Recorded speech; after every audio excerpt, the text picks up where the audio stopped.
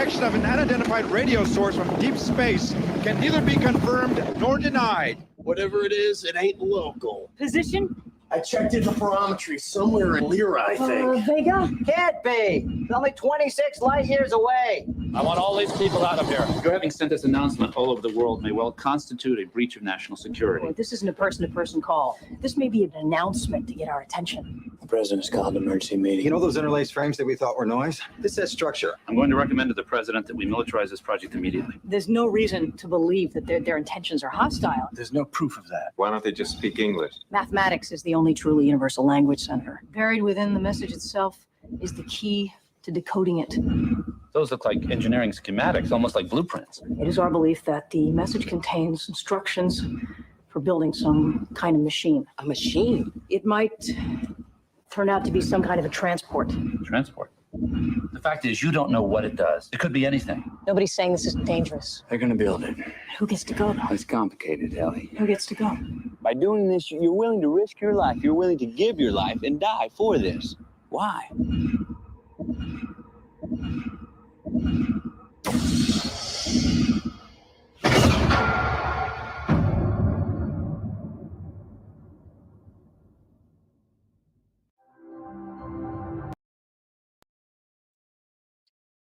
Hey up, it's Steve. Shut up.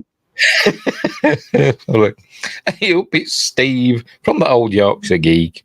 Welcome to Magnificent Mondays, where this week we're doing Contact, Robert Zemeckis film starring Jodie Foster and others. Let me get rid of that. There we go.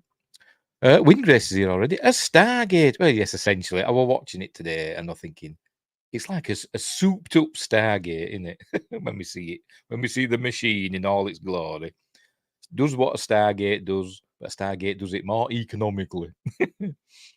Anyway, so yes, that's what we're doing today. We're doing Contact. As I said, Robert Zemeckis film starring Jodie Foster, who else? Tom Skerritt, James Woods, Angela Bassett, and many, many more. And Jake Busey plays a bad guy in it. It was released in 1997. Lots of CG in this film. And it's still kind of the early days of CG, something like 4 years after Jurassic Park. But some really good effects in it. It had a budget of $90 million, box office of $171 million. So I suppose it did okay. I don't know if it won any awards. Did it win any awards? Let's have a look. It won several Saturn Awards. And a Hugo Award for Best Dramatic Presentation, but I don't think it got anything at the Academy Awards, which I think it should have done. Because I love this film. I think it's amazing. Based on the book by Carl Sagan, along with this Andrian. Is that how I pronounce it? I don't know. I've read the book. It's a pretty good book, to be honest. A little bit dry, you know, Carl Sagan, you know, as a scientist. But you know, it's fine, but it's not entirely based on the book. You know, that obviously changed some stuff. The book's a little bit, I don't know, kind of a little bit more futuristic and a little bit more out there, I suppose. It's not in the real world. That doesn't seem to be. I think it's set slightly in the future, so it changes the world a little bit.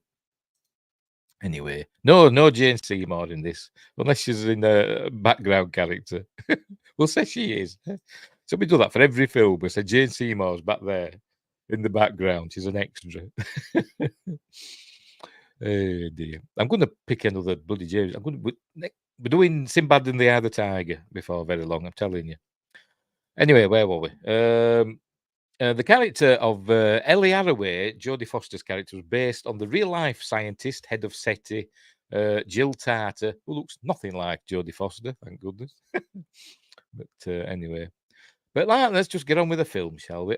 Obviously, I'm not going to just play the film, as I always say. We're going to watch it in a series of stills, might play the odd snippet. And then we'll talk about it as we go. Right. And by the way, don't forget, like and subscribe, share the video, drop a comment, hit the notification bell if you're subscribed already. We're also live on YouTube. We're also live on Rumble. Just check in. We're also live on Twitch. Yes, we are. Right. Later on, I will upload it to Spotify, Amazon Music Podcasts, and Google Podcasts. I've also got a Patreon. I keep forgetting to where are we? Banners. Where is it? Shout out my Patreon supporter. We only one. I keep thinking I'm going to shut it down, but what the heck? Keep it up. Let's keep it up.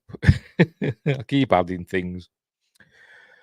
What else? Oh, I'm also on Facebook, X, and Instagram. Links in the description. Oh, by the way, there's the Blu-ray that I watched earlier on. I watched it with the VFX commentary from, is it Ken Rolston and some other fella, which were interesting.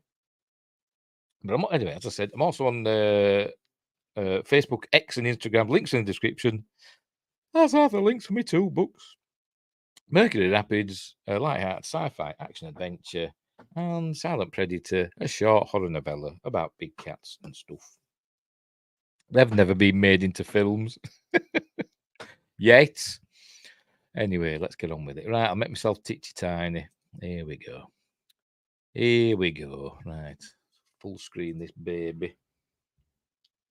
We'll full screen it and we'll go through the magnificence that is Contact. By the way, this film has one of the, in my opinion, the greatest special effects shots ever. They describe how they do it, but I still can't get my head around it. But it's, I suppose it's probably deceptively simple, but I still can't get my head around it. We'll get to that. Right. Oh, off we go. Right. We're off. We're off and running. Just make sure we're coming on. Yes, there it is. So off we go. Warner Brothers. Yeah. Right, Warner Bros. Presents. So it's very quiet at the beginning. Just says Contact, and then I'll play this bit because it just comes on. I hope I've muted it. We'll see. There we go. That's how it starts. But in music blasting from Earth, through the airwaves and stuff. We're not really doing it as much now, are we? In the olden days, with analog radio and TV and everything that was transmittable going out into space, but now everything's all digital and what's the word it needs I can't remember the word now. Decrypting or whatever, doesn't it? So I suppose if anybody out there gets any of our signals now, they'll all be just gobbledygook. But anyway, right, so we start on Earth and we're zooming back. This is like a 3 minutes CGI shot. We're moving back from Earth, and as we move back, the radio things that we hear start getting older and older. So we start, modern music from 1997, and as we're going back, we're in older things. I mean, the JFK and stuff like that. So we're moving back. So that's the Earth and the Moon, and we through the asteroid belt. We went past Mars. I'm sure we see the Mars face. It's a bit speeded up. I'll mute it. I'll mute the bugger. So there's Earth moving away. There's Mars. Oh, it is. I'm sure that's the face on Mars there. Can you see it there? Can you see me? We can go back step at a time. See if we can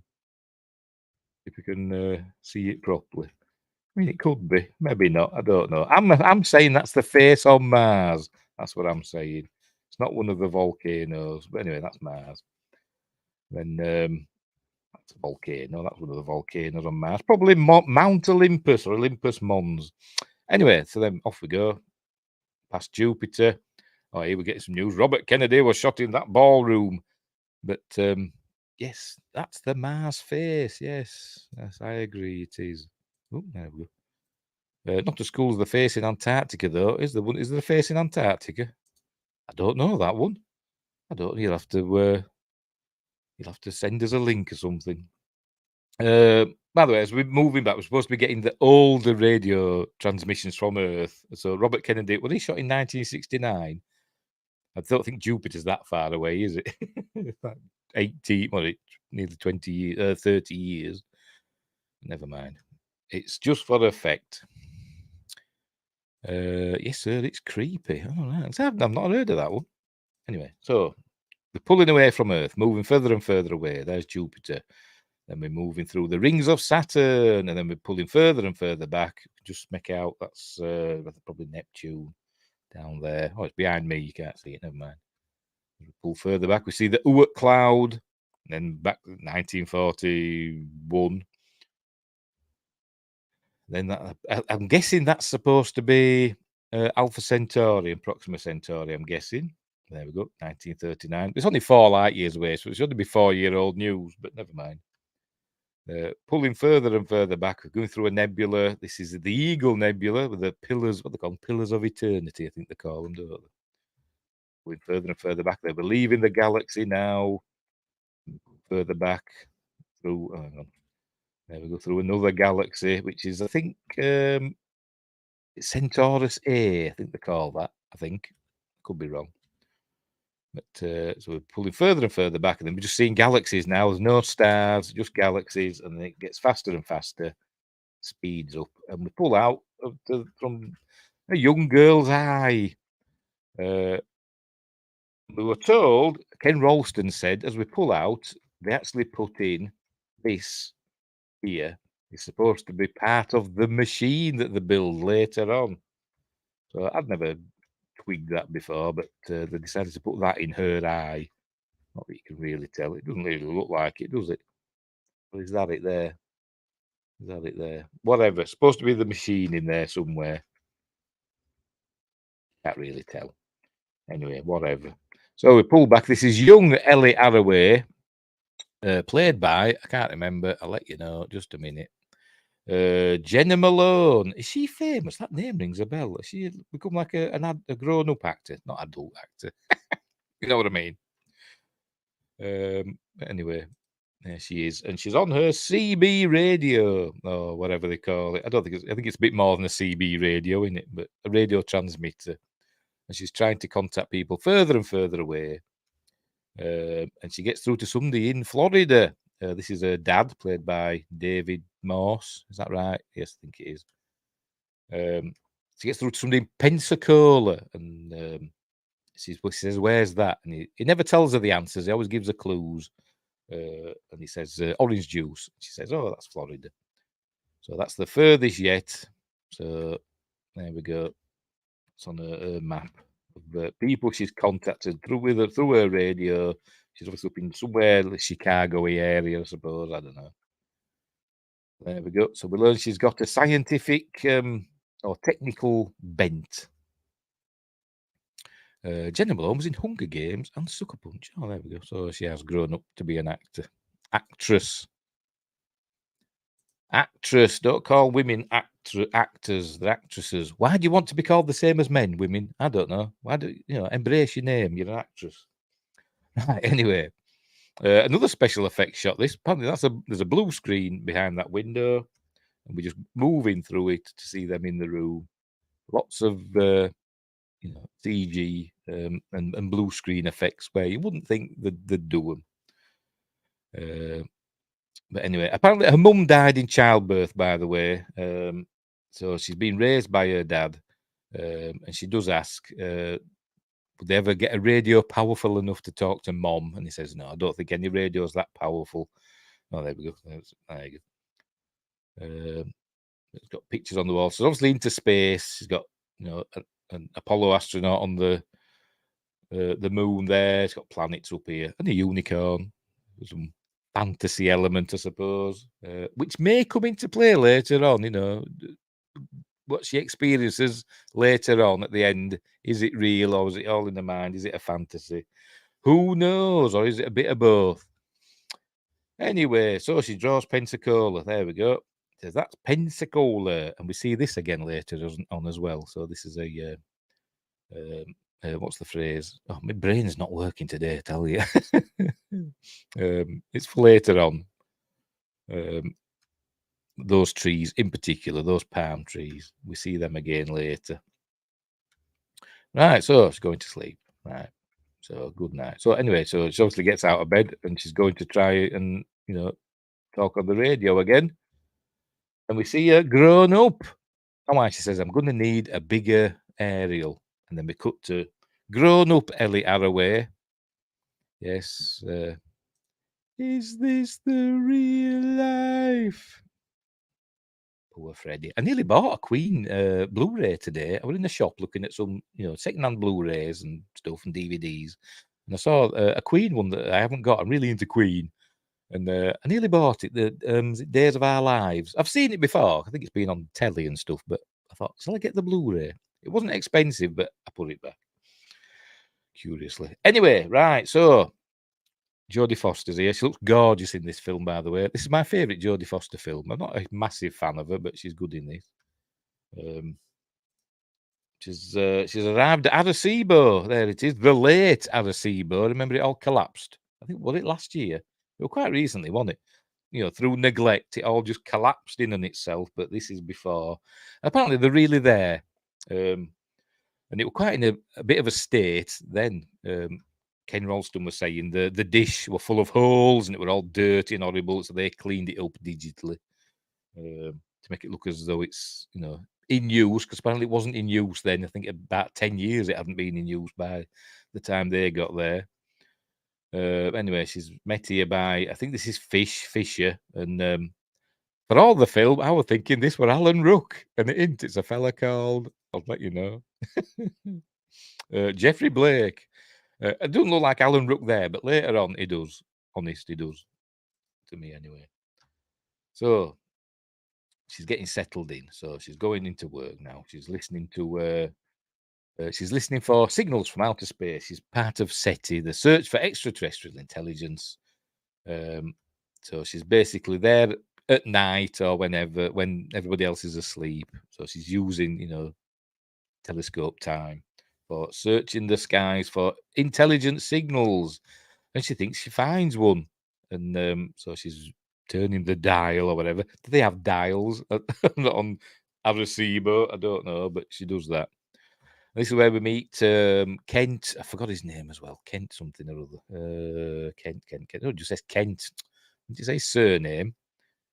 Does it say surname? No. Kent Clark. There we go, Kent Clark. We meet him, played by the great William Fichtner, who's in that everything. He can play any character, can be a goodie or a baddie, a tough guy, or like in this, a scientist, a blind scientist, no less. So he's got acute hearing, so he can hear, you know, the patterns in sounds, and he says, "There, go back," you know, and there it is. So she hears a sound. Not Clark Kent Clark. He's not Superman. It's actually, I think it's based on an actual character. Does it say? Yes, it's based on Kent Cullers, who was a project manager at SETI. So there we go. So he's based on an actual character as well. Was he blind in real life? I don't know. Let's check, shall we? Let's check. His birth was premature, and to save his life, he placed in an incubator. Yes, he was blind in real life. Yes, so there we go. Yes. Right, where were we? Anyway, they pick up a signal, but they find out that it's actually from a pulsar. So she's loading it up where it's from. There you go. There's the information. It's a pulsar. I remember the olden days, because she says later on what she's doing. They're saying what they're doing with their telescope time, and she says she's looking for little green men. And originally, pulsars were designated LGM with the number after it, because they thought they were little green men. They thought they were, when they first found the first one, which I think might have been the one in the Crab Nebula. They thought there were signals from aliens, but they weren't. They're rapidly spinning stars. So it's just a pulsar. It's not aliens. So there we go. But some people have suggested that maybe, you know, even if pulsars are naturally forming, that a species could use pulsars as a form of like buoys or buoys, as we call them, navigational aids, you know, in space and stuff. But I don't know. But they could do, because I think that's what's on is it the Voyager disc? I think it's the Voyager disc, or is it the Pioneer plaque? One of them. It shows where Earth is in relation to, you know, nearby pulsars. There we go. Right, so it's where we're introduced to Kent. So there's what we learn, and we learn that her boss, Tom Skerritt, I can't remember the name of his character. David Drumlin just came to me then. Boss David Drumlin's a bit of an arsehole. We'll learn that later on. Anyway, then all the others come in. This is not Alan Ruck. I thought it was. And all the others.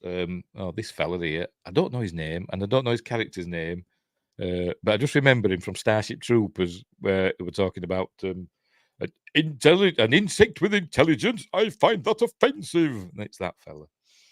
I'm sure we'll be doing Starship Troopers at one point. Right, so there you go. She goes back to her cottage, cabin, I suppose you could say. She's got a big star chart up, and she puts her pin in, and she says, 1 down, several billion to go. There we go. Right, so she goes to the store, and she buys some more pins, and she's having a beer, and this is where we meet. All right. Matthew McConaughey, he arrives, and he says to her, Arecibo, right? He says, does it show? And he says, well, yes.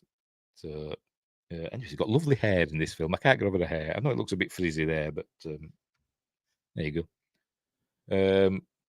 So there's obviously a chemistry between them instantly. And we learn this called Palmer Joss, and he's a spiritual chap who's writing a book about technology and its impact on third worlds. Wow. Sounds just like, yes, I am an impersonator of Mike Yarwood. I am Mike Yarwood. You've no idea who he is, have you? Anyway. So that's what he's writing, and tells us he's writing about a book about how technology affects third world countries, because they're in Puerto Rico, isn't it, Arecibo? Is that classed as a third world country? I don't know, but never mind.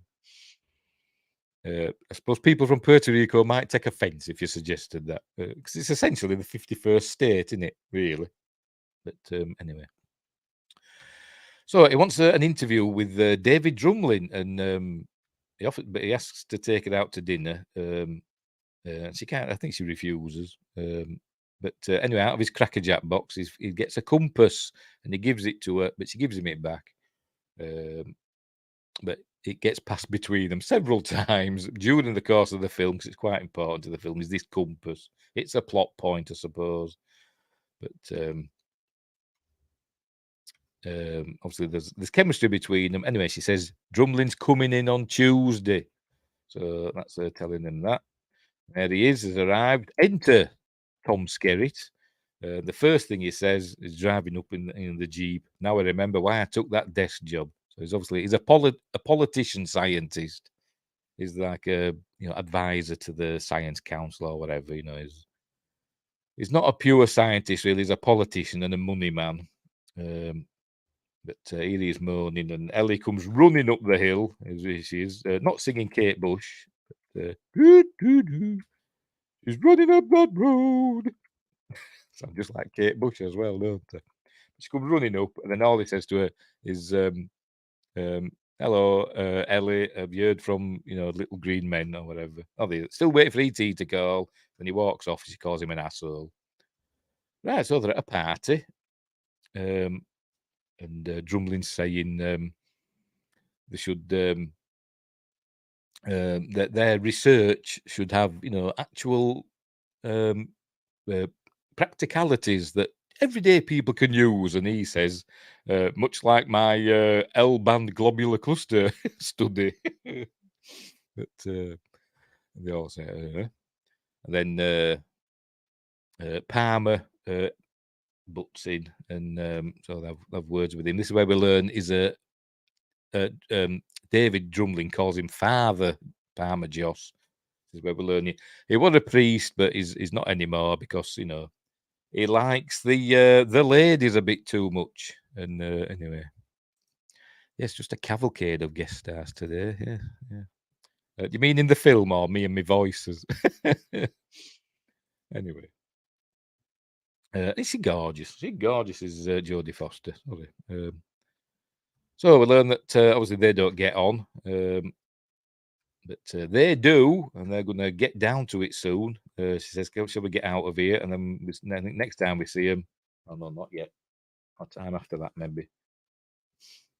she's pointing out now in the commentary, she says she pronounces it Cassiopeia, which is kind of how I pronounce it, but apparently you're supposed to pronounce it Cassiopeia. Don't know why it makes a difference, but because it's probably pronounced something in ancient Greek, it's probably something totally different. But apparently she pronounced it Cassiopeia, and so that to redo it to have it pronounced, somebody kicked off about it, and that to re-record it and say it was Cassiopeia. And yes, Cassiopeia was in last Monday's movie. She was the lovely Loretta Spang. But anyway, apparently she's pointing at Cassiopeia, and I'm trying to work out where it is. We well know what Cassiopeia is, a W-shaped constellation. I'm trying to see where it is. And I was looking at these bright stars, but I can't make out Cassiopeia. Maybe it's... don't know, I can't see it. I can't see it. But if you follow two of the stars of Cassiopeia, it's like a W shape. And if you follow... I can't remember which ones it is now. The two stars on the second V, the two stars that start the second V of the W, if you follow those down, you can find the Andromeda Galaxy. So that's just a bit of trivia for you there. So she's pointing that out, and how she loves space and stuff, and she's talking about there's a radio source in there that's remnant of a supernova, and then we have a little flashback of her learning astronomy with her dad. Oh, how she got into it because she saw a bright star, and the dad told her it was a whole planet called Venus, a whole planet. But she was hooked from there. Where she's talking about of all there's four in this film. They claim that there's 400 billion stars in our galaxy, 400,000 million stars in our galaxy alone. But the real figure they don't really know. They say it's between 100,000 million and 400,000 million. So they're going with the upper limit here, aren't they? And saying if just 1 out of a million of those had life and had planets, and if just 1 out of a million of those had life, and if just 1 out of a million of those had intelligent life, that would still mean there'd be millions of civilizations out there, which is true. But you've also got to take in time as well, haven't you? In how long a civilization lasts, and all that. The Drake equation. But anyway, there we go. It's raining. There you go. She's had lots of hits. Look. In her search, so she's been there a while. Apparently, we don't know how long, but she's obviously been there a while because she's all these pins in her map now, and obviously they've been up to stuff. This is an important image because we see this again later on. A planet with 3 stars above it. We see that again later on. It also adds to the is what she saw real. Anyway, so they're talking about, their life and stuff, and maybe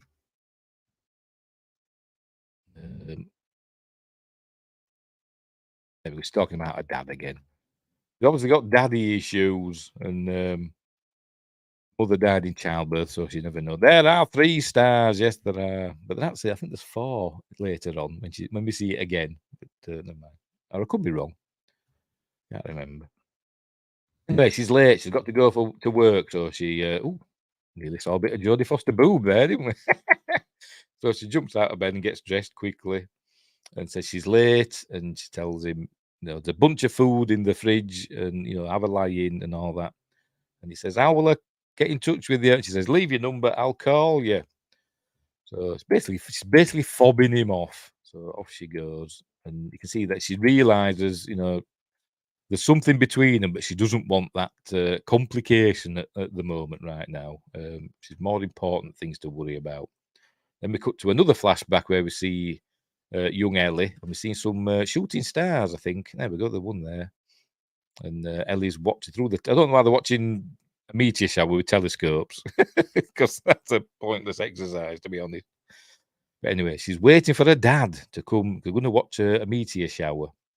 But meteor showers are essentially boring. But they're not. But they'll say on the news, there's a meteor shower's going to happen, and you could see up to 20 meteors an hour, and then you go and watch, and it's like every 20 minutes one might go by, or you'll miss it. You'll blink, and That's anyway. But they're cool. Meteors are cool when you see one. Right, where were we? She calls on the dad. He says, "Hurry up, it's happening." And then we hear a crash. And this is now the greatest special effect, I think, in the history of cinema. Right, so it's gonna happen soon. She goes downstairs.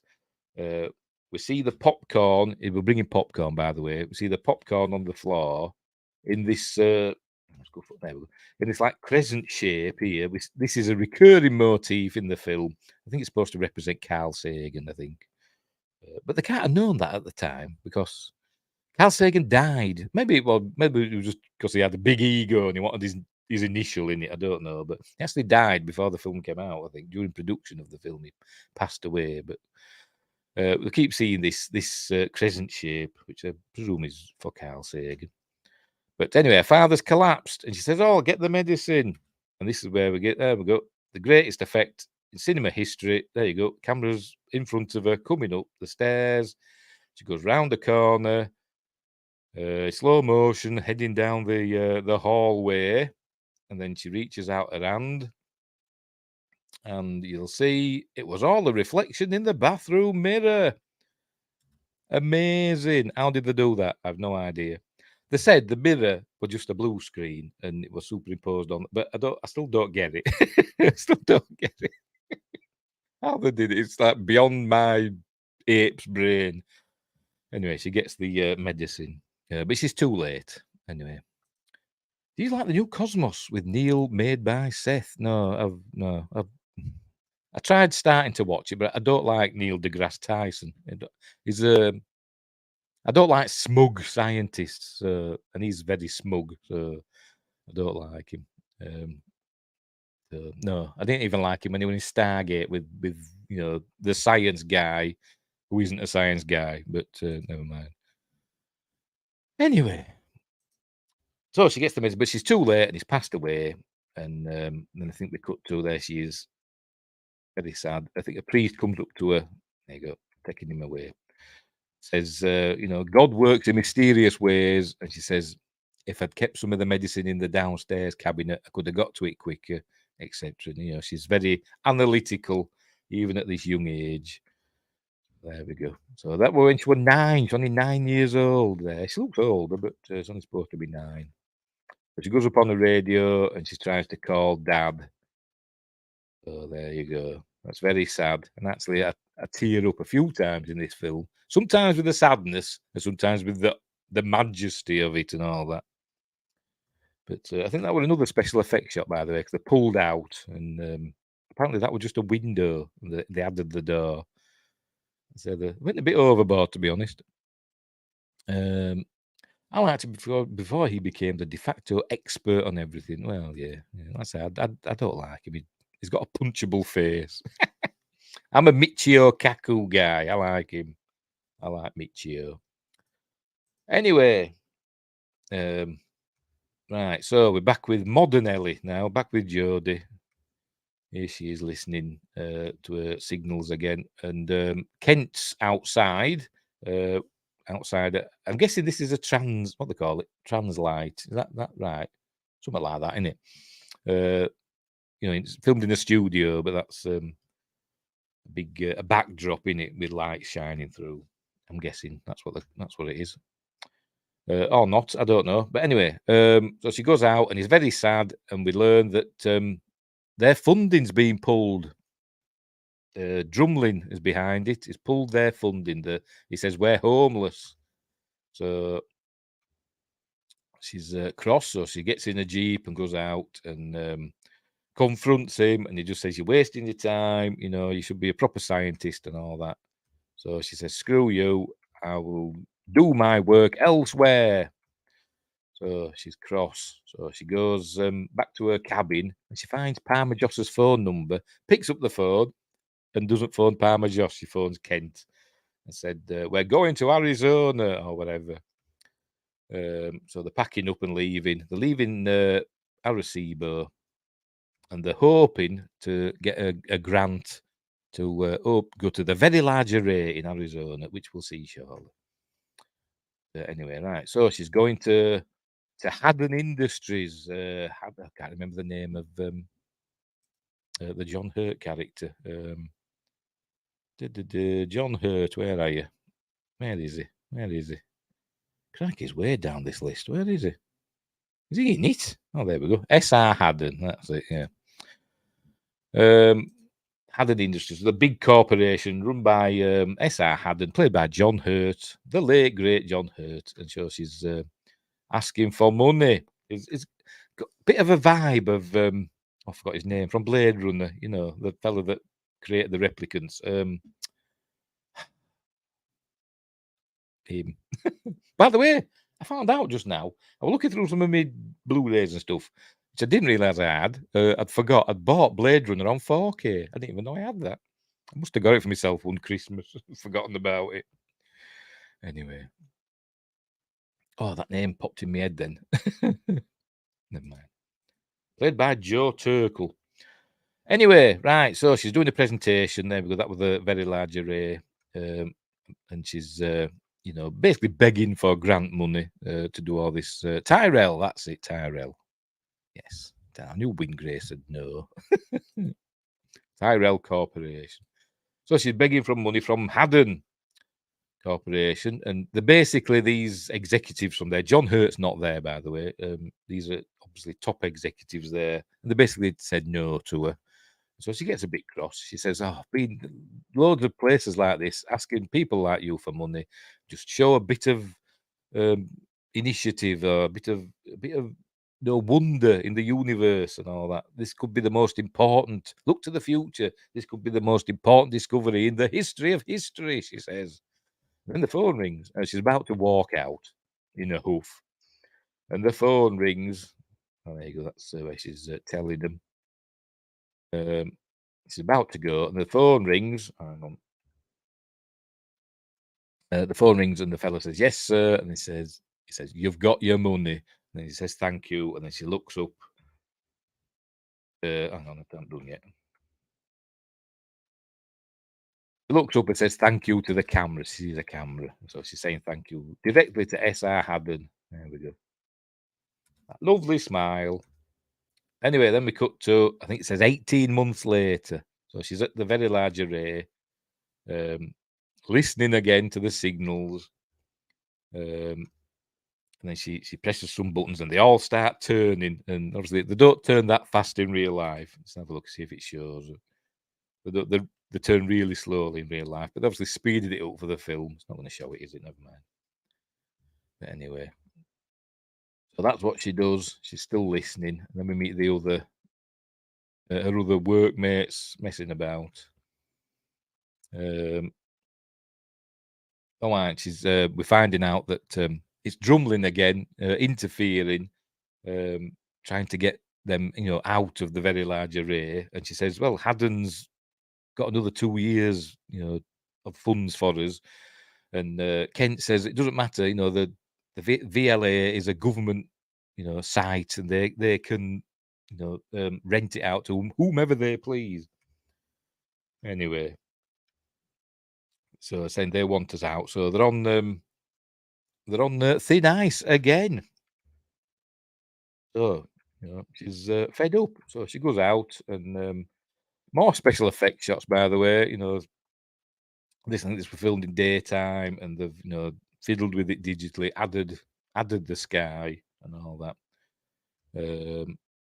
She's looking out over a canyon, and as they turn around, they said these we see the radio dishes in the background, and they're not there. Yes, he does look. I think he does look like Alan Ruck. I think he does. I thought it was him until today. I was today years old, and I found out he wasn't Alan Ruck.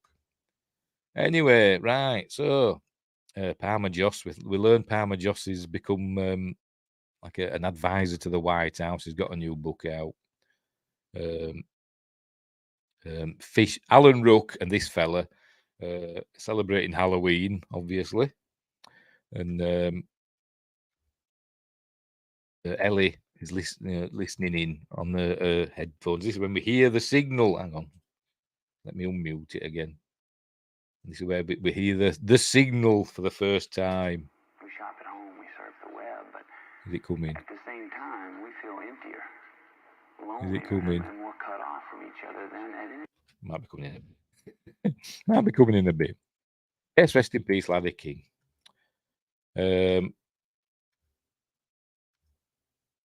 So that's it. She changes the position of the dishes, then she hears it.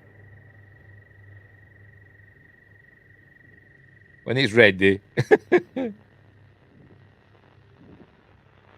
here it comes. Now the signal starts now. She opens her eyes. Apparently, they said she's got a birthmark on her left eye that they removed for this one shot, but not any other shot. And all the other shots I was looking, I didn't see a birthmark.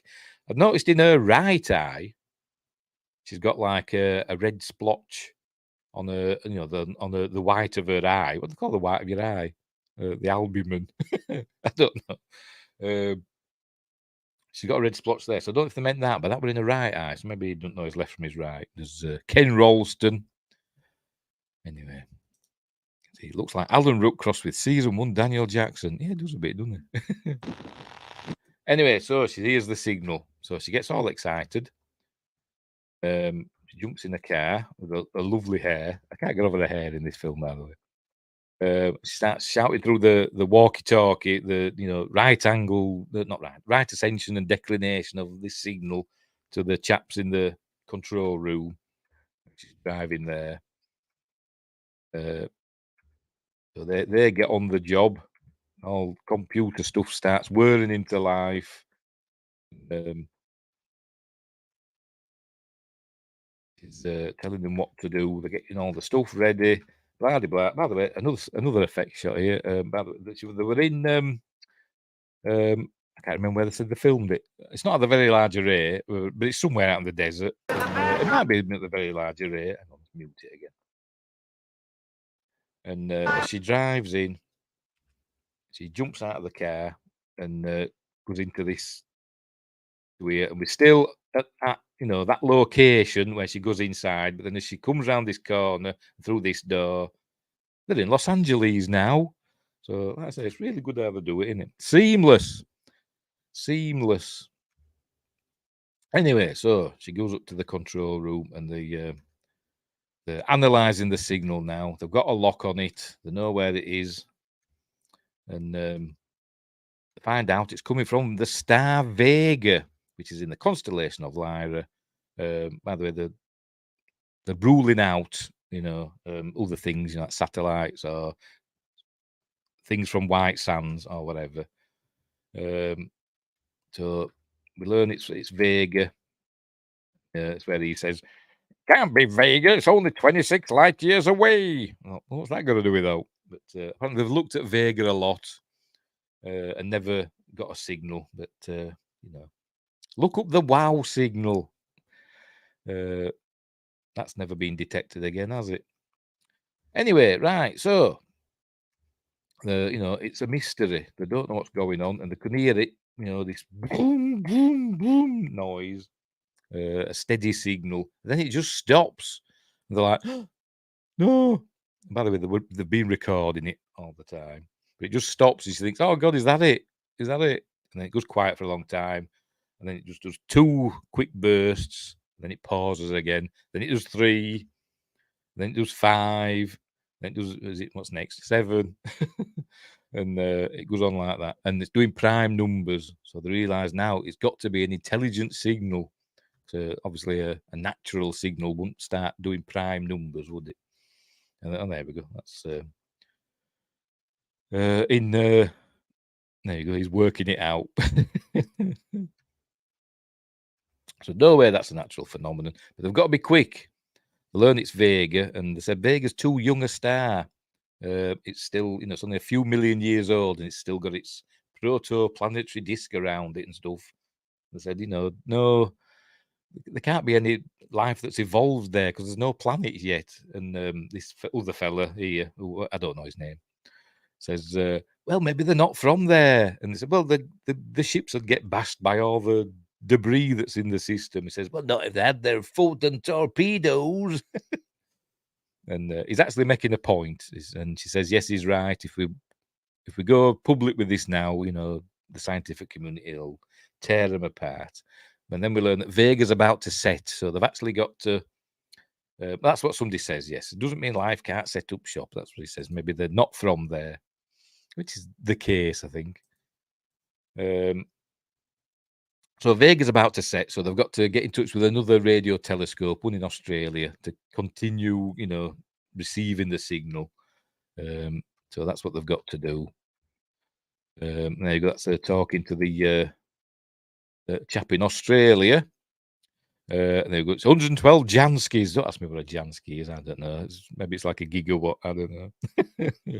What the hell's a Jansky? But he says it's from Vega. Smack down the middle, Vega. So they keep tracking it for them and recording the signal. So now they've got to tell people. So now we cut to real helicopters, not CG ones. Yes, life tends to find a way. Yeah, yes. Real helicopters arrive, and the news teams are all there. Something's going on. Obviously, they've said that they've obviously told the press that they've detected a signal from, possibly another civilization. But enter James Woods, who's I think the security advisor for the president, and obviously Drumlin's arrived. So he kind of tries taking over. Now he elbows himself into the lead role. This is where we'll get lots of scientific talk about science and mathematics and all this. And so they've got to. He's worrying that she's gone to the press, and when something like this could be a security risk, and she says, "Well, they're not just talking to Americans; they're talking to, the Earth as a whole." And actually, Drumlin agrees with her in this. He says, "Well, she had to get in touch with another telescope because we couldn't stay in touch with the signal 24 hours a day." He's not convinced. He's a grumpy politician. Anyway, so Kent is listening to the signal. He tells them all to shut up. He says, "There's something else in there. There's more to the signal than just the noise. There's different degrees to it, different layers to the signal." So that's a TV signal. There's also audio as well. So they get a TV and start fiddling with it. And they get an image. And the image they get is a swastika. And they tidy it up, zoom out and reverse it, and we see that it's Hitler giving a speech in 1936. He's opening the 1936 Berlin Olympics. They're saying, "Well, that's unfortunate." But they're saying, "Well, that were the first television broadcast sent out into space." And obviously it took 36, 46, 56, yeah, I don't know how they're working it out. But Vega's 26 light years away. So obviously it took 26 years to get there. Maybe they've sat on it for a year and then sent it back again for another 26 years. But we learn that they don't need to do that. But at the end, we learn that these aliens that have sent this signal, but they're all saying it's the signal's been going for 26 years, and it's not something that's happening now. It's been coming from Vega for 26 years and just arrived now. We learn that that's technically not the case at the end of the film. Anyway, so that causes a bit of a stink. There he is, Alan Ruck. It looks nothing like him there, does it? But never mind. So they go to the White House. This is where we meet Angela Bassett. I think she's the I can't remember the girl. What she is. The president's number 2 or whatever. I don't know what they call. Chief of staff. That's the word. Chief of staff. So they're going in. They're doing the press conference. And old Bill comes in, talking about the Allen Hills meteorite. He's talking about that, but obviously they don't say that. He's trying to make it fit in with this. And he goes, and Angela Bassett takes over. He says to introduce you to the leader of the team that discovered the signal, and Ellie thinks it's going to be her, but it isn't. It's David Drumlin that steps forward. Basically, he's taken over. So she's been elbowed out by Drumlin again, and it's not the last time in this film. Anyway, phone rings. And, they've got other data from the signal, and it's obviously an alien language that they can't decipher yet. But over 60,000 pages of this alien text that they've got to find a way to decipher. And said, we need to find a primer. I think she means primer. Primer would be 2 M's, wouldn't it? But never mind. They need to find that before they can decode it, and it's just a matter of going through it, and it'll be in there somewhere. Meanwhile, the press is going mad with we are not alone in the universe and all that, and the religious overtones, blah de blah de blah. And then we cut to the VLA, where the crowds have gathered, and it's become like a circus now. People are gathering, look, Vega or bust, this way to Oz. And like I say, people are having a good old time. And apparently, all these people that they gathered here, they must have put word out that we need, people that are into UFOs and all that to come down to film for this film that we're doing.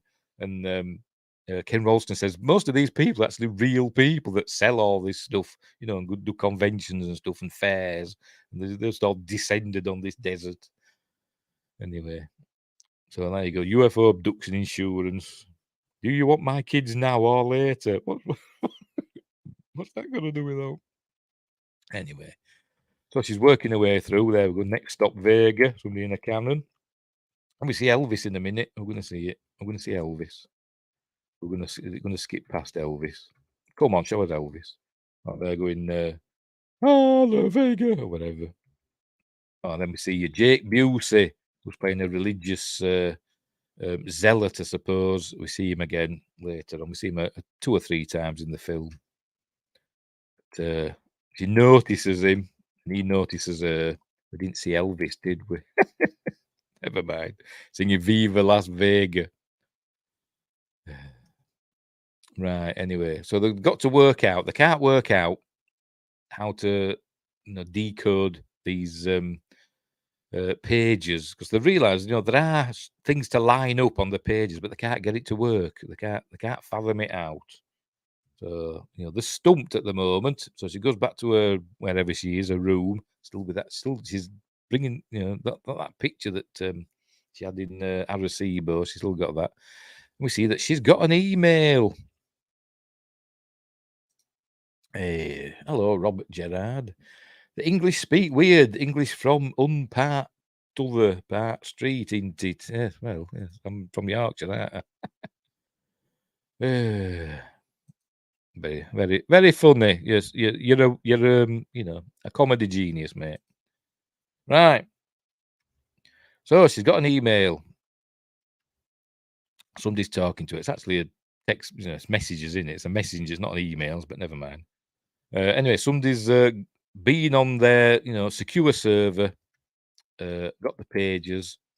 She's been told to meet there. She's got a fax. Obviously, faxes were a thing in 97, weren't they? So she goes out. This is at Van Nuys Airport, apparently. But there's a plane. It's S.R. Haddon's private jet. So this is where we meet John Hurt as S.R. Haddon. He knows all about Ellie, tells her. It just popped up. I do apologise. I'm from Dublin, Ireland, says Robert Gerard. Oh, okay. Very good.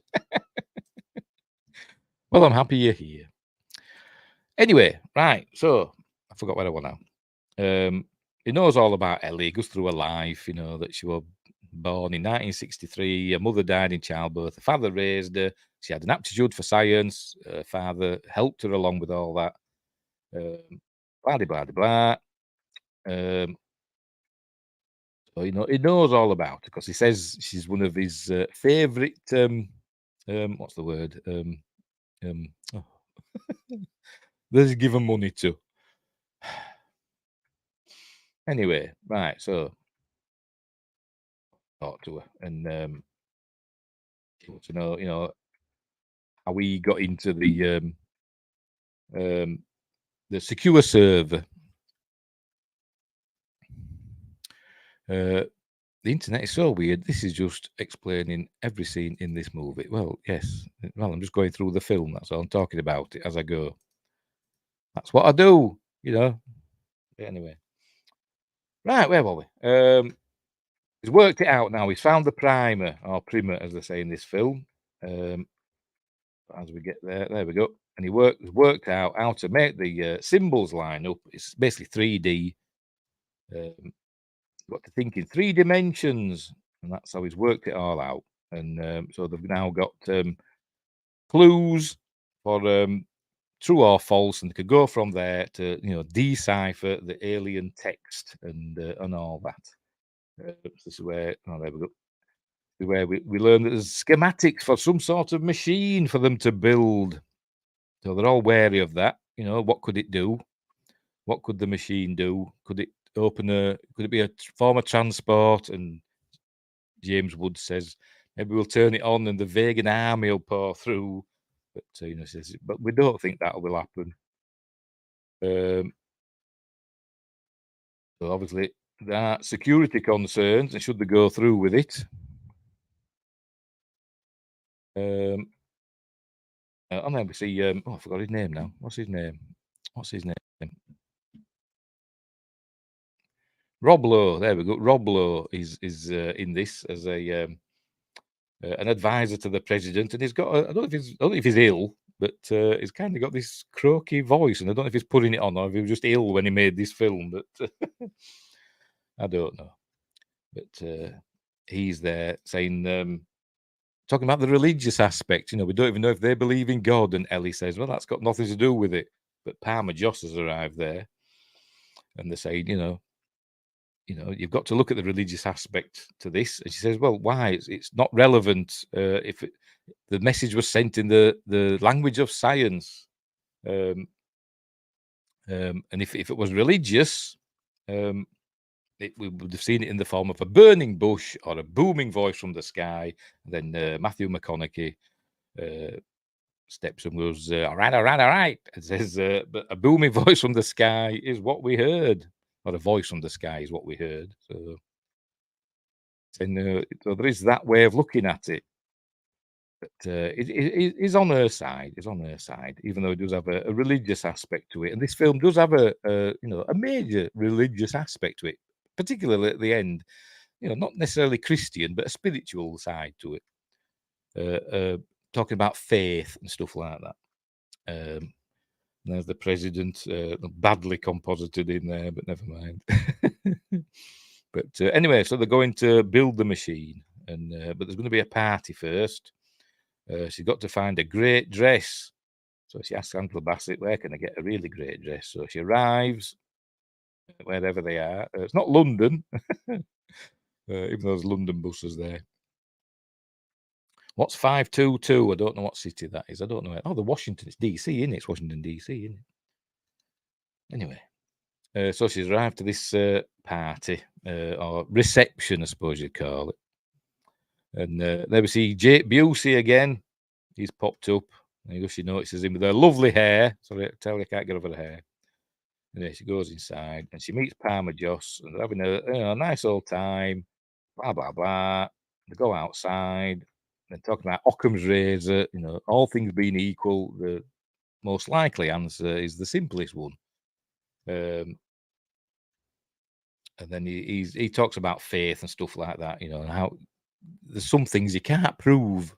And he says, did you love your father? And she says, yeah, of course I did. And he says, prove it. And he says, that's, you can't, can you? Can't have proof for feelings, can you? And it's part of the way we live, I suppose. Is he Gary Busey's brother? No, he's his son, I think, Jake Busey. Right, so anyway, the beepers go off, and we learn that somebody's leaked to the press all about the machine, and that there's That's a designed with a human, so it's obviously some form of transport. So, president's got a decision to make now. They're going to build the machine, and they've got to decide who's going to go. So Palmer comes out and says he's on the selection committee, and she says, "Oh well, we can't carry on our relationship then, you know, because it'd be a conflict of interest." Blah blah blah. Then David Drumlin comes out and he says to her good luck, and she says, "Well, if he's on the committee, I've no chance." And then we learn he's resigned because he wants to go. Anyway, then we cut to X amount of months later, I suppose, and a news report, and then we're seeing the construction of the machine is underway at Cape Canaveral. We see part of it there being transported to the construction site. And she's got scary eyes, hasn't she? Whoever she is, that news reader. But anyway, there's a list of people who are putting the names forward to be to go on the machine. That's Gerald Ford's son and some others. That's Tom Selleck. Magnum PI is going. Oh, is it Freddie Mercury? I don't know. And there's Ellie in the background, and there's David Drumlin in there as well somewhere. Oh, they're the contestants who are going to go to Vega, hopefully. And we learned that Japan eschewed putting a person forward to go on the trip in favor of getting the systems integration contract. So basically, they're going to be putting the machine together. So this is where it gets all, you know, they're giving their spiels, talking about. Oh, there we see it's getting built a bit more in the background. So obviously months and months are going by. And getting closer and closer to a decision day for who it's going to be. And then we learn that Gerald Ford's son, is not Gerald Ford's son in the film, he's actually Gerald Ford's son, but he's playing a character called John Russell. He's backed out. His family don't want him to go. They think it's too dangerous. He might not come back, so he's backed out. So it's essentially down to Ellie and David Drumlin. So they've got to. Oh, that's him backing out.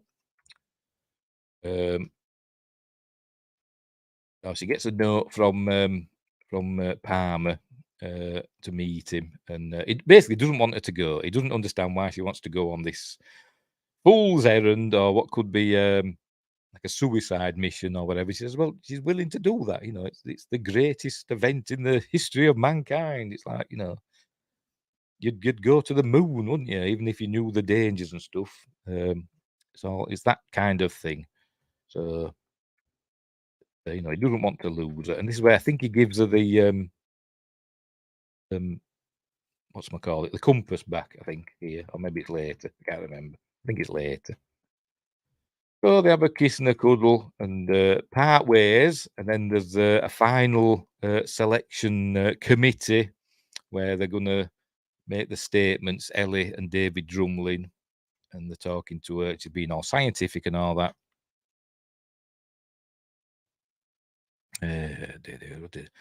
I believe, sorry, Gerard. I believe there's a better idea to do out there, buddy. I'm getting the feeling this isn't a good one. Oh well, okay, whatever, whatever. You're entitled to your opinion, right? So where were we? So she's talking away about, she's a good scientist and she's the perfect person for the job. And then somebody says to her, essentially, do you believe in God? And she says, I don't think that's relevant. I'm a scientist. I believe in facts. There we go. Do you believe in God? Says, it's not relevant. And then somebody else on the committee says, 95% of the world's population believe in some sort of higher power. So it's very relevant. So she can't answer the question. She basically loses because of that, because David Drumlin just tells them what they want to hear. And he gets the position. He's going in the machine. So she's miffed because he's done it again. So she talks to Palmer, and he's sad and stuff. He's sorry, but he had to do that. In good conscience. But anyway, the part ways again. Another passage of time. The machine is getting even more built now. They're getting ready to start testing and stuff. That's David Drumlin doing PR. We see the vehicle assembly building there with some jets that fly by. It's supposed to be on TV. It's why it looks, low-fi. Then we cut to its first view of the machine. There we go. Is it coming? Here it is. There we go. The big machine at Cape Canaveral. So they get ready for what they call a systems integration test. David's up there with the crew getting ready. They're not, they're just going to test. They're going to fire it up and see how it goes. They're not actually going to. It's a wet dress rehearsal, isn't it? That's what they're doing. They put a dummy in the chair. Ellie's arrived apparently because she's still working there, even though she didn't get the job to go in the machine. She's still part of mission control sort of thing. So she has a little chat with David Drumlin, and he says, he's sorry, and he wished the world was fair, but it's not, basically, and obviously don't like each other, but they're civil. So off he goes to do his systems integration test. She's at mission control with Tucker Smallwood. Don't know the name of his character. He's Tucker Smallwood. He's lots of films like this and TV shows, hasn't he? Space Above and Beyond. That's where I remember him from. I think he's been in Star Trek as well, hasn't he? Anyway, so they're ready to do this test. But she's looking at the screens. But what she doesn't see in a minute, if we're going to see it, I'm just looking through binoculars. See, they're firing it up. What she doesn't see on one of the screens in the background in a minute. All saying they're ready to go. Showing, this is CNN showing us how it's going to work. So, it's all building up and sealing up the capsule. Oh, is this it here? I think this is. It might not be. Might be in a minute. Is Jake Busey's arrived in the background? He's in disguise. He's arrived, but she hasn't noticed him yet. And there he is. See him there. She notices him then. Says he's not supposed to be there. Looks around in a minute. She sees him then. He's not supposed to be there. She says, I know him. I've seen him before. He shouldn't say this, but the religious loony. So they've got a security breach. So they all they try to apprehend him, and we learn he's got something in his hand, and then he's got a bomb vest. So anyway, they tackle him to the ground, but he sets off the bomb and blows it up, and it destroys the machine. Ah, no! It's all blowing up and collapsing. Imagine seeing that live on telly. Yeah. So anyway, the machine has been destroyed. Oh no! So is that the end? Is that the end of the project? Well, apparently so. Oh, they're all sad. And there you go. There's a funeral for David Drumlin, Arlington. Obviously, were killed. There you go. The Jake Busey left a recorded message saying what they were doing. Because it went against God and all that. Anyway, she goes back. She meets. Oops. She meets up with Kent again, and obviously they're all very sorry and very sad. But then she goes back to her apartment or whatever. And she finds a telly there and a computer and a little satellite dish. What's going on here? She's getting a message from the Mir space station. Remember when we had the Mir space? Well, the Russians did. Had the Mir space station. She's getting a message. S.R. Haddon's on the Mir. Here he is in a minute. There we go. And apparently it's the only thing that's keeping him alive. He's got cancer. but the low oxygen, low gravity environment is keeping the cancer at bay for a bit. Anyway, he says he's got a really good view from his room on Mir, and he was zooming on Japan. And there we go. Actually found that they built 2 machines.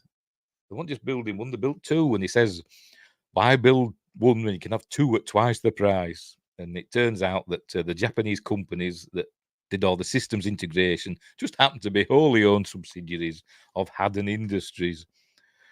And then he says to her that they still want an American to go. Then he says the old, "You want to take a ride?" It's not showing it, is it? Show it. What Art Bell used to use a lot in his shows. The late Art Bell, he used to use that line. "You want to take a ride?" Right, so we cut to a ship. It's a CG ship, but a real wake. Ken Rolston went out on a helicopter and filmed a tanker. Then the CG'd this ship over the top of it. So they're on the way to the machine. The ship is also the base. It's the mission control as well is on the ship. So there you go. They've got some food for her because they don't know how long she's going to be. They've got recording devices, and but she says she's not sure about this chair. She says there were no plans, nothing in the schematics about having a chair. And this chap here, who you've seen in lots of things, don't ask me his name, I don't know. But he says, they want some minimal protection, and the systems integration team think, it'll have, next to no impact on the effects of the machine. So he says, okay, whatever. And then they give a suicide pill. Can I say that word? Whatever. So they've been giving these astronauts since the beginning of the space program, and apparently Carl Sagan said that were true, but NASA says no, that's not true. So who do you believe, Carl Sagan or NASA? I don't know, but they're giving her that anyway. So she's getting ready to go with her lovely hair, and she meets Palmer again, and this is where he gives her the compass again, and it's now got a nice little gold chain on it. Gives her that to help her find her way home. So here we go. They're getting ready to, obviously, they made it public again now, and they're getting ready to go on this mission. And this is where we see the machine going, and it's like an amazing sound. Can't really appreciate it in stills, but amazing sound effects and stuff. It's like big noise where you can just hear the machines going. They've got it going, and all the rings are turning, and it's just like a huge noise. That most people don't experience that sort of sound, so I suppose it'd be like amazing. But we see it, the machine whirling beneath her. But anyway, she's going in. The strap her in. Go in the chair. Like kind of a high tech chair. It's more like a Borg alcove, isn't it? Look at it. She plugs herself in. Just put bloody straps round her. I don't know, but never mind. Anyway, they're getting her ready, and she's all set to go. All bow because it's Japan. So she says she's good to go, and so they're powering the machine up now properly. It's going, but they've got to increase the power. Shut her in. Oh, and Kent arrives. Palmer lets him come in, and he walks past James Woods, and he says, "Nice to smell you again, Mr. Kitts." And says, "I wouldn't have pegged him for a polo guy." Now, I'm not sure. Is he on about, is polo a brand of American aftershave? Or are they talking about the mints with the hole in them? I don't know. But anyway, she's in the machine. So the door seals up, and actually it does seal up. They're going to show it. She watches. Probably missed. There we go. It seals up, and the lines disappear. It seals up completely. So she's trapped inside. Hope she ain't got claustrophobia. Right, so she keeps saying she's good to go. Everything's okay. And she sees that Kent's there, so she's glad he's there. She feels more relaxed now. Go to full power on the machine, and they do some like booster rockets for the final push, to get it up to speed. I don't know if that were in the designs or if that's something they've added. I don't know. But he says that as the machine starts getting more powerful and going faster, there's more interference, and the walls of the sphere sort of like become translucent. But he says she's good to go. Now you got to fire up the rockets for the last ring spinning. As I say, it's a big Stargate, isn't it? It's a big Stargate. That's what it is. Not quite a Supergate, but not far off. They keep saying she's good to go. They can't really hear her, but Kent can. He can pick up her voice. He's listening. He says she's good to go because they're getting ready to abort. He has his big abort button. And we see there's energies being produced, and they're all getting ready for it all to go wrong, basically. And there he goes. He's got his big abort button, but he don't press it. And on my mark, 3, 2, 1, and she drops down through the machine, through the hoops. So off she goes. Going into the wormhole now. So she's lost contact with control, so she's on her own now. She's heading through the wormhole. She arrives at Vega. Hang on, so she arrives. Spaghettification. So here we go. So she's arrived at the Vega system, a blue star with lots of debris, and a protoplanetary disk. And then she looks up. It says it's Vega. She looks up and we see like part of a spaceship or a space station or something. Can't click it because it goes too fast. There we go. We see part of some other alien machine, a mega structure, perchance. But anyway, before she can really look, she's off again on another wormhole ride. And then this starts happening. Space comes away. It starts saying things from the future. So we see that there's time shenanigans going on as well, which is important for later. So she's going through, and then she arrives here at a quadruple star system. Remember, and it's supposed to be that picture she had on the wall. It's supposed to be like that, which had 3 stars on it, didn't it? I think, but this one's got 4. It's supposed to be a similar image to that. So that's thinking, is she imagining it then, or is it an image being fed to her from her own memory? Don't know. But she looks down and sees a city. Bit like what Vija saw. Kind of reminds me of that. He says they're alive, and then pardon me, she's off again. Another wormhole. Oh, this is where we see. By the way, it's all shaking about now. By the way, so, giving it all that. But she sees the compass float by. See, she's shaking like bloody hell. But the compass is just floating lovely, and all serene. So she gets out of the chair. She just floats calmly, and then the chair just breaks itself away and just floats about. And it all goes dark, and she gets a light, and then she sees this a celestial event, she calls it. I don't know what we're looking at, to be honest. We can see a couple of planets and whatever's going on here. It looks like a mini galaxy, but she says it's a celestial event. It's supposed to represent, according to Ken Rolston, what she sees, it goes through the colours of the chakra. Now, I don't know anything about chakras, but it started off red, and then I think it went to blue, didn't it? And now it's gone to gold, which is apparently enlightenment. I don't know. That's what he said. So she sees that, and she gets all emotional, and I did as well, because I get emotional with this sort of stuff, because it's the awe and majesty of it all, isn't it? There you go, a celestial event. But as she's watching, her face morphs and changes, a bit like another Star Trek reference. In Star Trek Generations, when Data goes through all these emotions at like rapid succession, it's a bit like that. But we also see young Ellie superimposed, and we're going to see it here. I think that's young Ellie superimposed over, Jodie Foster. We're going to see it. We might have missed it. We might have gone past it. She's saying it's beautiful. And that's what on about, that thing on her eye. Is that the birthmark they were on about? I don't know. Anyway, so she'd no idea.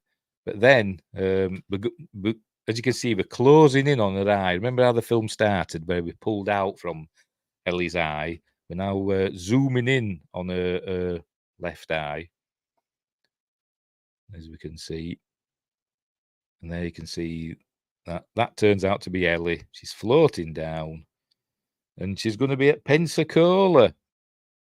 And she must have lost consciousness at some point. I don't know when, but she says, she mentions that she lost consciousness.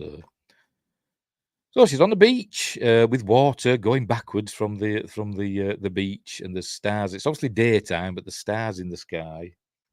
And looks up, and there's is that the wormhole that she's come out of? Is it a white hole, so to speak?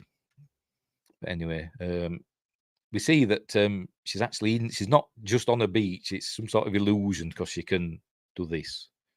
She just makes it shimmer when she touches the thing. So it's suggested in the commentary that she's actually still in the machine, the sphere. She's actually still in that, and all this is an illusion that they're showing her. Like a holodeck, I suppose, on Star Trek. Going back to Star Trek again. Anyway, so she's doing all that. She's doing all this.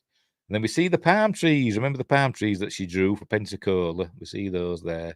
And then something's heading towards a mysterious, multi-limbed figure we see. So she can't really make it out because it's all wibbly wobbly. She's getting ready. Let's go back a bit.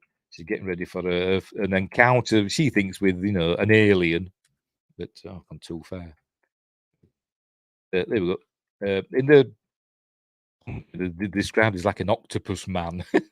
We think this is maybe a quick look at how the true form of these aliens. There's some sort of octopus-like creature, or cephalopod is the word I think I'm looking for. But anyway, as it approaches, it morphs into her dad. There we go, David Morse. Anyway, so at first she's overcome with emotion, and she says, "Oh, I've missed you," and then she realizes it's not her dad, because her dad's dead. And he says, "Yeah, well, there were no fooling you, but we thought, this would be better, to keep you calm, not freak you out, basically." So there you go, you're not real. I mean, it's where she says, "He downloaded my thoughts and my memories while I was unconscious," so she must have blacked out at some point. Anyway, so she's wondering, what's going to happen next. By the way, picks up some sand, and as it lets it out, we see this. There we go. The crescent. It's like a reverse C, isn't it? Is it for Carl? I don't know. But we keep seeing that. And she says, "Well, what's next?" And he says, "No, next you go home." And she's asking him about the wormholes and stuff, and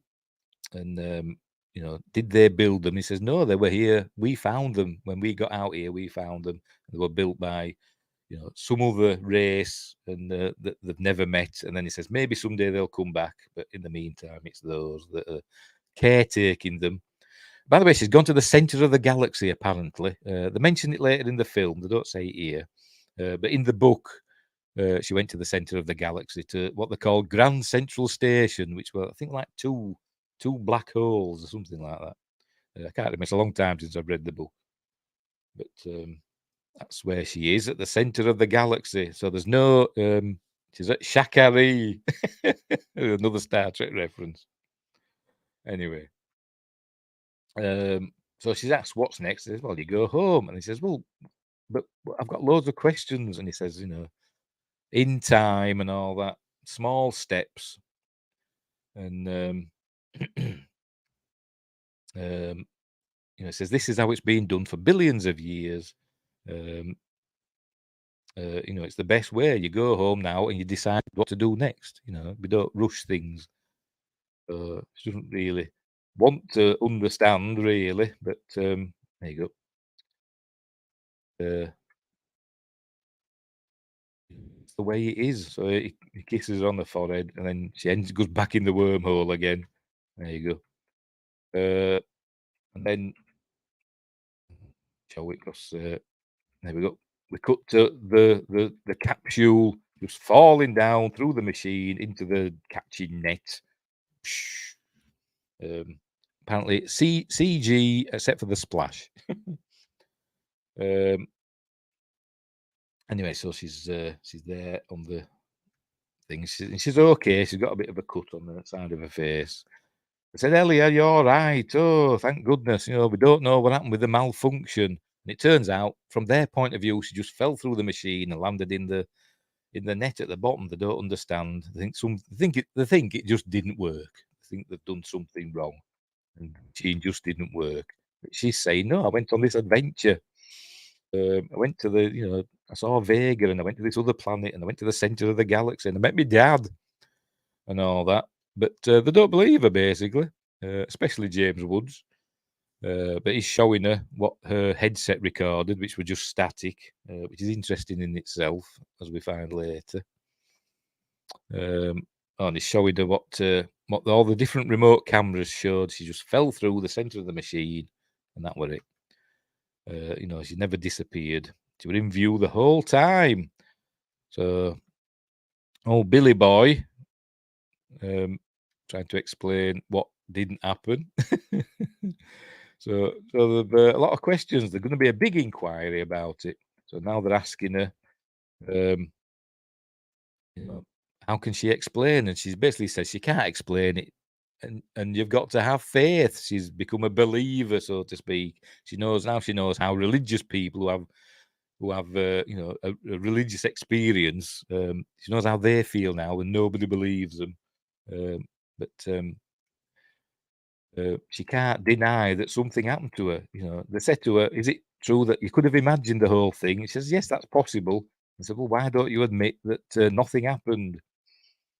She says, "I can't. Every fiber of me says it was a real thing that happened." So basically, that's it. The end of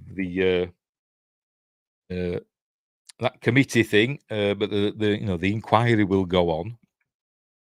But we learn that Haddon died on the Mir and he gets ejected into space, but they cut that bit out apparently.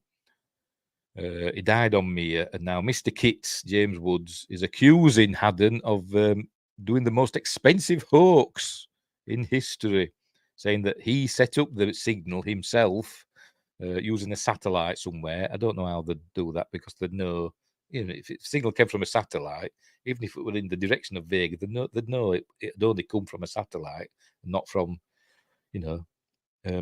26 light years away, wouldn't they? They'd know. Anyway, whatever. But they said he's an engineering genius. He'd work it out. And so I think the consensus is that it was all a big hoax. But she can't deny that something happened to her, and she can't tell them what they want to hear. So that's the end of that. She goes out, telling them that she can't, and she gets all teary-eyed. There you go. Everything I know as a human being, everything I am, I know that something happened to me. Blah blah blah. There you go. I was given something wonderful. It's like a religious thing. It's a religious experience she's had. Which is ironic, because it was a religious fella that blew up the first machine, wasn't it? But never mind. Anyway, so she leaves and she goes with Palmer. They go out with the big crowd of people all backing Ellie. Because I think the general consensus of people want to believe in things, don't they? So there's a big crowd of people there saying, Ellie's discovered the new world and all that. They're all for her.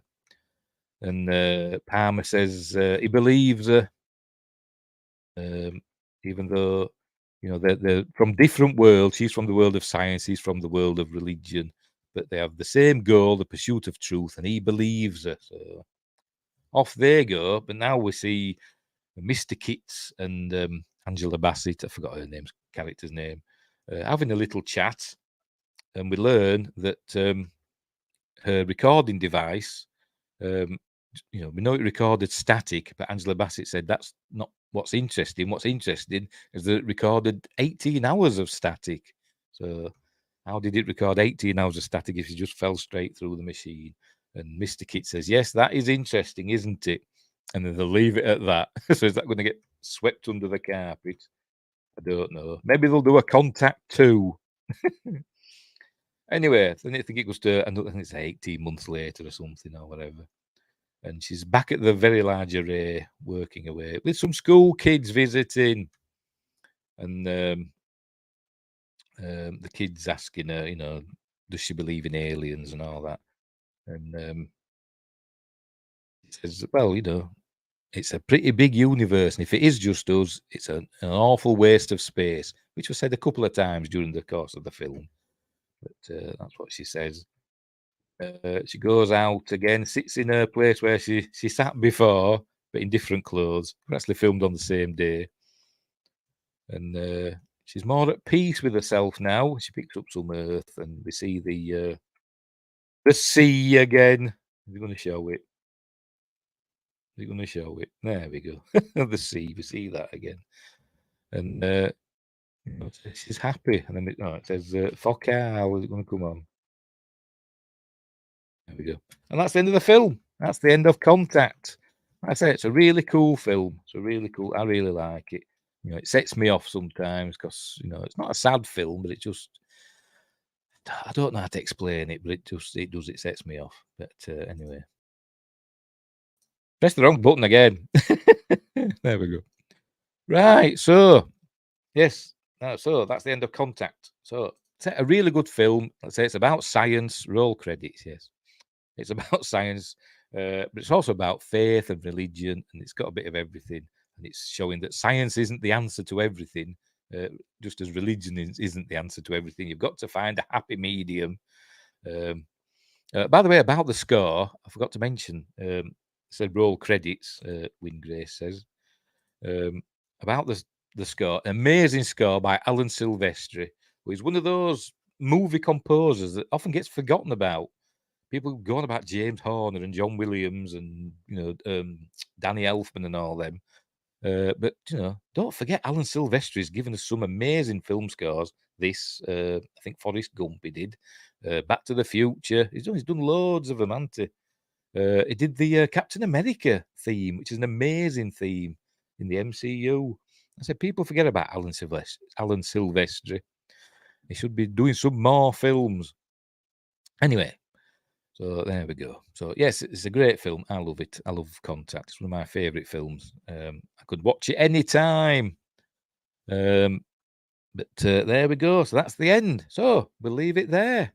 So thanks, Win Grace, for joining in. Thanks, Robert Gerard from Ireland, for letting your thoughts be known. But anyway, right, we'll leave it there because I'm getting thirsty. I need a drink. Hey, what day is it? It's Monday. I'm back on Wednesday with my midweek news. Fingers crossed if I don't forget, like I did last week.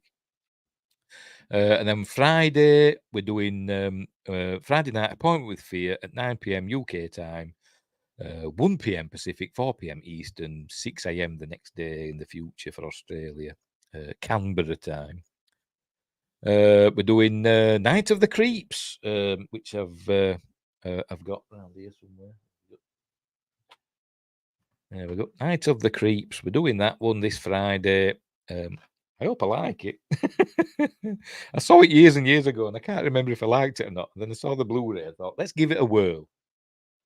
I hope it's good. I hope it's good.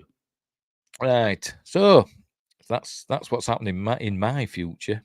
Oh, by the way, I forgot to mention during the film, I was talking about time and stuff like that. Apparently, as soon as she fell through the machine, the signal stopped because the signal had been transmitting from Vega the whole time, just repeating itself over and over again. But as soon as she fell through the machine, it stopped. They said, "Oh, pardon me. If the signal's been traveling for 26 years, how would it just suddenly stop as she fell through the the machine. So that obviously shows that the aliens, they don't rely on, the speed of light and stuff like that. They can send signals anytime, anywhere they want, So it had nothing to do with it being 26 light years away and, time travel, not time travel, light travel distances and stuff like that. That is meaningless to them. I forgot to mention that. But I've done it now. I've got it in at the death. Right, we'll leave it there. So, hang on, let me get sorted. So, thanks for watching. Wherever you are, look after each other. And until next time, I'll see thee.